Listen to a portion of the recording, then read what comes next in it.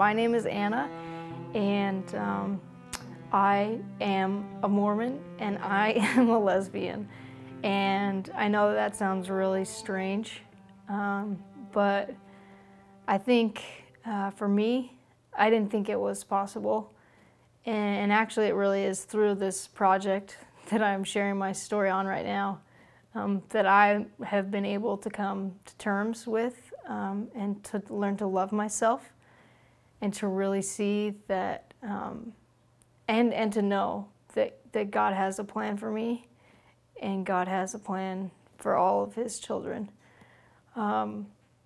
So 3 years ago, almost to the day, I was alone in my bedroom and I just typed in gay Mormon online, and the Far Between website came up, and so I just started watching videos one by one, not very many, and suddenly I saw my coworker's face on one of these videos, and I hesitated. I wasn't really sure, should I watch it? Should I not watch it? So I went back and forth for like 5 minutes, and then I decided to watch it. And as I was watching it, and as I felt the love and the compassion and the understanding from her, it gave me the courage to eventually go and talk to her. And I prayed for like 2 months about when I could go and talk to her.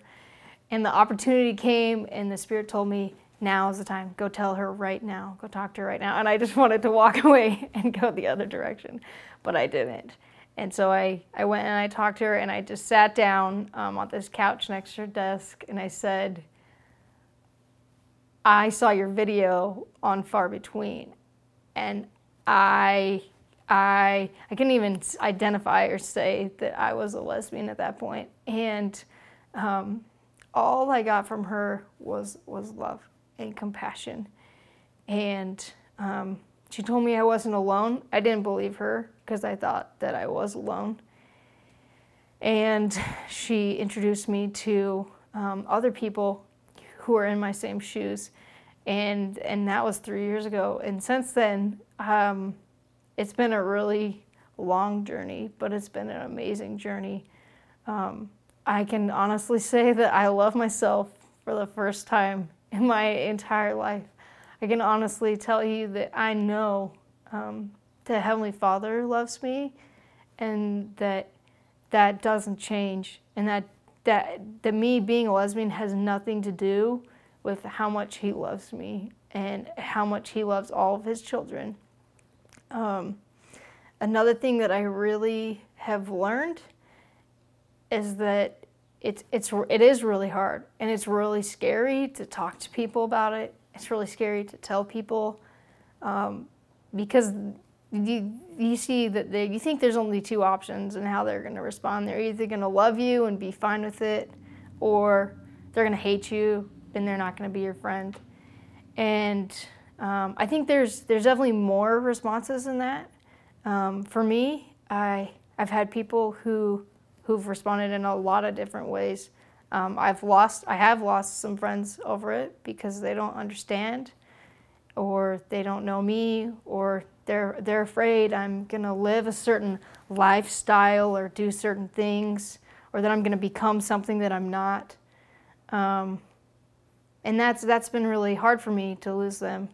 And I think the scariest thing for me was trying to know and learn, am I gonna lose my family? I was sure they were gonna disown me. I was sure they were gonna hate me. Even though they're some of the kindest, most loving people that I knew. And since then, I got to know, I finally came out to them. I came out to them almost 2 years ago. And when I came out to them, my mom just said to me, Anna, I love you. And it's sad to me that you would think that this would change that I love you, or change the fact that I love you. And it's been amazing because my relationship has always been good with my parents. And I know right now that I'm not going to lose my family. I'm not going to lose my siblings. I'm not going to lose my mom and dad.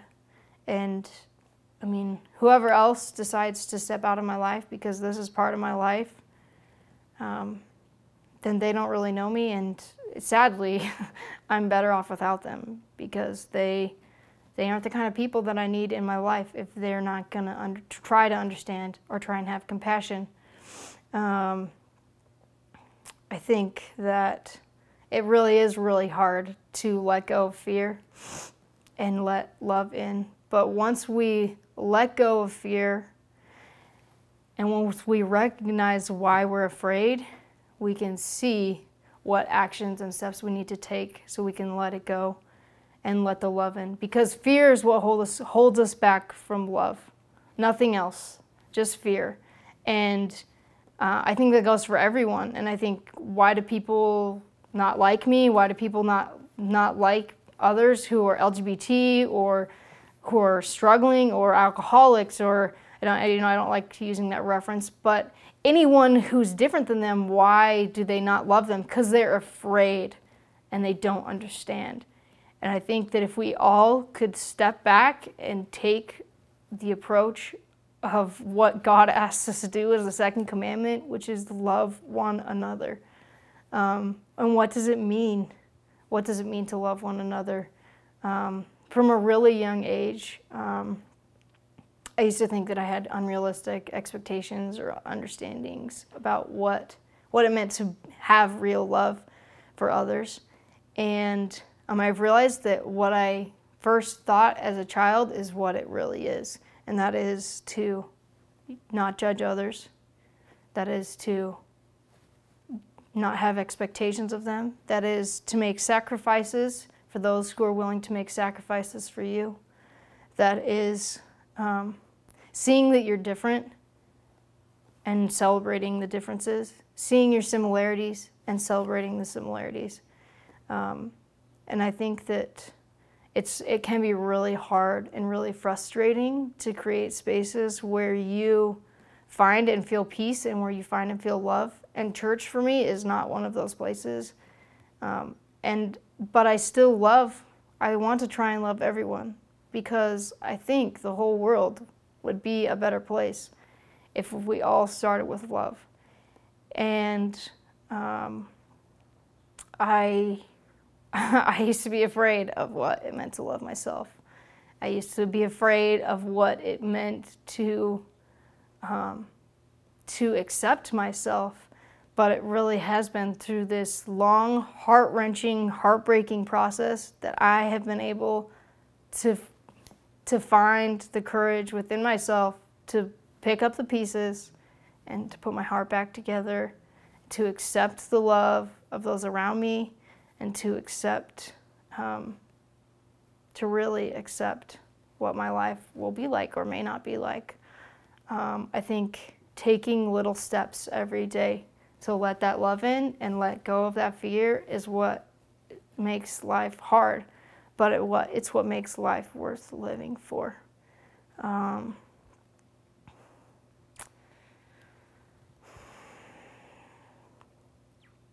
wish that my heart wasn't so heavy, because I really am happy, but this is heavy. I've spent a lot of time asking God, why? Why did you do this to me? Why is this supposed to be part of my experience? It's not fair. And when I finally stopped asking him why he made me this way, or why it was part of my experience, and I started asking instead, what do you want me to do with it? My life changed. It changed. I have a reason to get up in the morning every day now. I have a reason to not give up, when there's been so many times that I have just wanted to give up. And through asking that question, I have gotten involved with an organization called Affirmation. I've gotten to know Kendall. I've gotten to know people all over, Mormons Building Bridges, Family Fellowship, places and spaces where I'm not expected to live a certain way. I'm I'm not expected to make a certain choice. All that's there in those spaces is love, compassion, support, and the desire to understand, which gives me the space to really dig deep within myself and choose what I want for myself and choose what feels true and right for me. Because there's no such thing as full absolute truth that you can expect everyone to live. And I think that gets frustrating because in our LDS culture, we feel like there is only one path, there's one journey. We're taught, go to college, get married, have kids. That's it. There's no more in the plan than that. And my life is not going to be like that. I mean, I went to college, but they didn't ever teach me about graduating from college or having a job. And it really is amazing to me because I am the master of my destiny. I get to choose what I want my life to be like, and I get to choose to live my life in love for myself and for other people, because that's how I want to live. No one should feel like they're unlovable, because everyone is lovable, and everyone has a purpose and a reason, and what I want my life to be is one of love for others, and help them recognize that they don't have to face these hard things alone, because you're not alone.